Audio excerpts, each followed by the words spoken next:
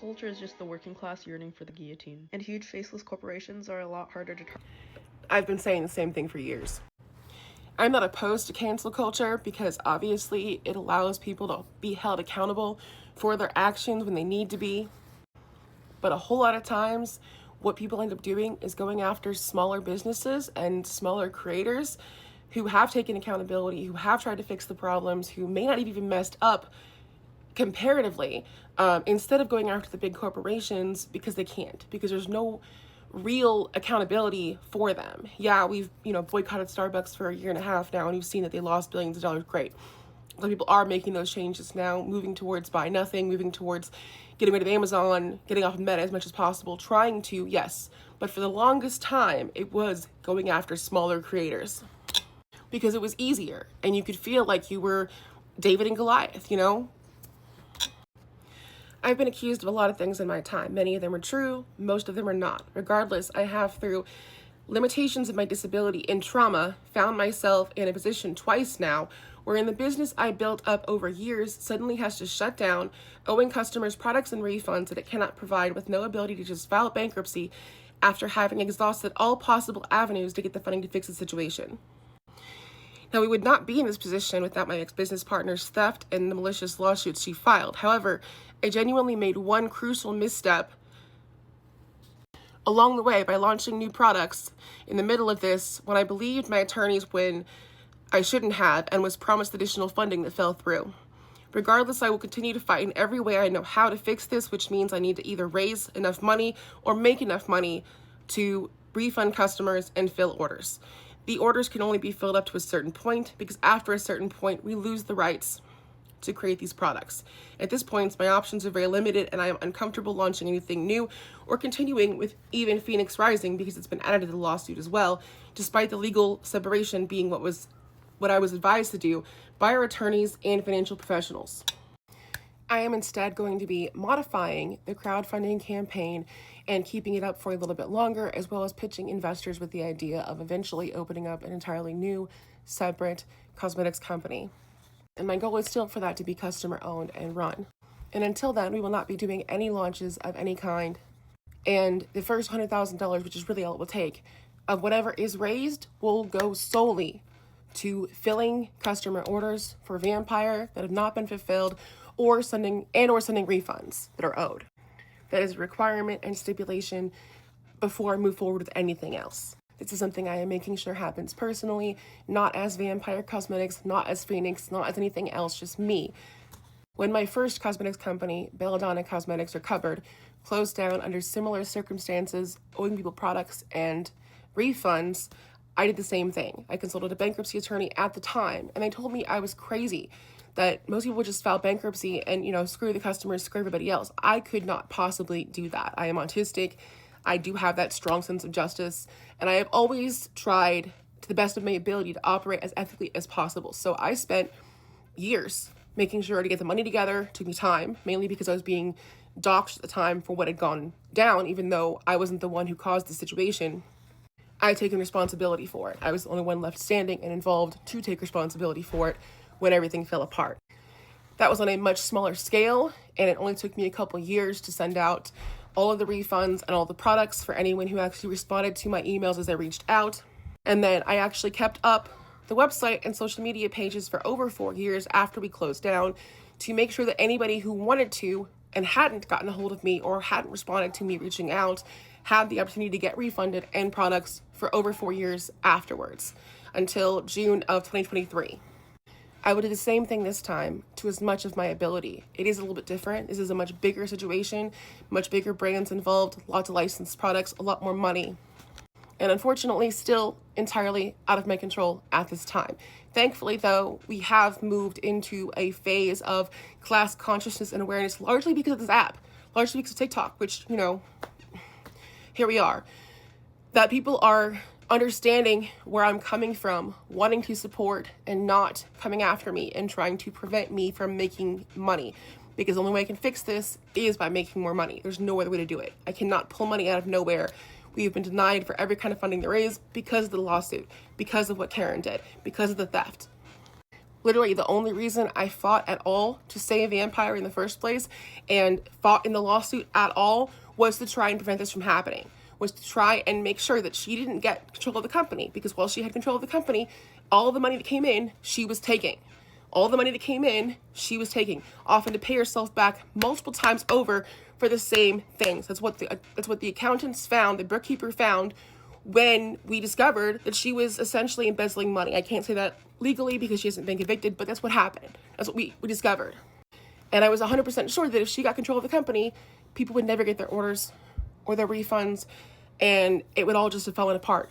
Miraculously, somehow, I do still have all of these offers for licenses and opportunities that we can basically resume once we're able to catch up on everything and start over. So that is the leverage that I have in pitching investors and the crowdfunding, because that's really the only value I can offer at this point. I have a few different projects that I am working on, which are solely being developed in order to take the skills and experience I have and help other entrepreneurs and small business owners avoid ending up in the same position that I have. I'll make and post a separate video before this app potentially goes down that goes a little bit more into detail about what a couple of these projects are. I'm also working on a book. I'm also going to be posting a detailed series on YouTube, if not on here, if we can't post on here, about all the different details of everything that can go wrong running a business yourself, bootstrapping, and all the things they tell you to do that work for, cis het men, that will not work for anybody else, and the things that can go wrong that they never tell you. It's not like working on these projects will take away from everything else that needs to happen still. On the contrary, that is completely to stand still until we have the cash, at which point it can resolve very quickly. Unfortunately, I am not alone. I know many of the business owners who've been through the same thing, and many of them said the same thing about how they wish someone had told them about all the things that can go wrong before they got to that point. So that's what I'm going to be sharing with you. I am also, regardless of access to this app or not, going to be posting some of the videos I already have on here on my YouTube account with additional receipts, both the business stuff and some of the cult vampire stuff, because I am a Leo sun with 4 placements in Leo in my top 6 and a Scorpio rising. I keep everything. I have screenshots of everything. I have proof and documentation of absolutely everything I've ever said to y'all on here. As always, I am so grateful for the response I've gotten, the people who have responded to me on here and commented, and I really appreciate y'all for listening. New Orleans has always been my home and my muse. Over the past 13 years, I've had the privilege of building businesses that reflect my love for creativity and connection. My newest projects are deeply personal, rooted in my passion for supporting local entrepreneurs, rooted in Southern culture, and giving back to the community that inspires me every day. Together we can build a culture that is not just about success, but about community, creativity, and connection. Small businesses are the heartbeat of New Orleans. Crescent City CPG was born out of my desire to support local entrepreneurs in my community. This online marketplace will be dedicated to showcasing the best of New Orleans, from handmade crafts to artisanal foods and everything in between. I have built multiple CPG or consumer packaged good companies, mostly cosmetics companies, from the ground up to 6 and 7 figures. So I understand the unique challenges that these businesses face.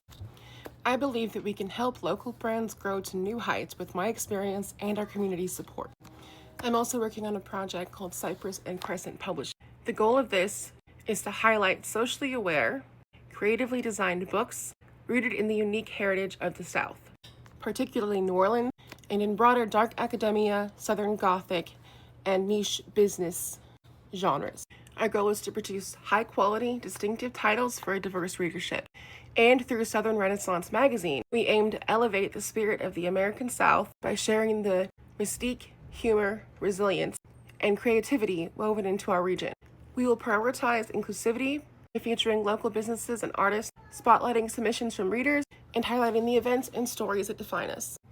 We believe that your stories deserve to be told, and that you as the reader deserve connection with the community that shares your passion for the art, stories, myths, and grit of the South. I still hope to bring manufacturing to Louisiana, cosmetics packaging manufacturing, once we are able to resume cosmetics manufacturing, period, once everything else is resolved. But seeing is that we may not be able to keep TikTok and It may change irrevocably if we do. I will be posting more about this on all of my other profiles and social media accounts, which are all, you know how it works. If you have any suggestions for features in Southern Renaissance magazine, or if you know of any local businesses that would be interested in being a part of Crescent City CPG marketplace, please tag them or send them my way. I'm thinking an awful lot about how much I've accomplished in my lifetime, how badly I've been taken advantage of, and also how badly I have messed up. And honestly, I do have a lot of experience that would be helpful to other people who are potentially turning to small business ownership or entrepreneurship as a means for survival, especially when we lose this app. My friend Laura from Pinup Girl recently sold her company to a third party, and her warehouse with all the inventory as well as her personal home both burned up in the Altadena fire and Eaton fire in Los Angeles. But before all of that, and she's talked about this extensively even recently on her TikTok, she went through a number of similar situations that I have with Vampyre and Bellona before that. It's not near as uncommon as they want you to think. And by they, I mean anyone who benefits from marginalized people who come from poverty, not being able to bridge that gap and get out of that, state. Upward mobility. They don't want it. They want the divide to be where it is. We literally are in an oligarchy. It is so hard to grow as a business owner. And when you start seeing figures you've never seen before as someone who comes from a background of poverty, it's scary. It is scary to see the sales coming in that fast. You don't know what to do. You don't know how to responsibly handle that kind of money. And so you also don't know when to hire people and who to trust. And the second you start having that kind of sales coming in, people will try and take advantage of you. They will try and convince you to hire them, even if it's not time yet, especially if you come from a working class background like the majority of us do. I am working on writing a book about some of my experiences. I am also going to be posting a video series about this, as well as surviving poverty with a large family, how to avoid pitfalls in business, and I'll be posting them on my YouTube and other channels if we don't have access to this app. Hopefully we do, and it stays kind of the way it is, and if so, I'll continue posting here as well.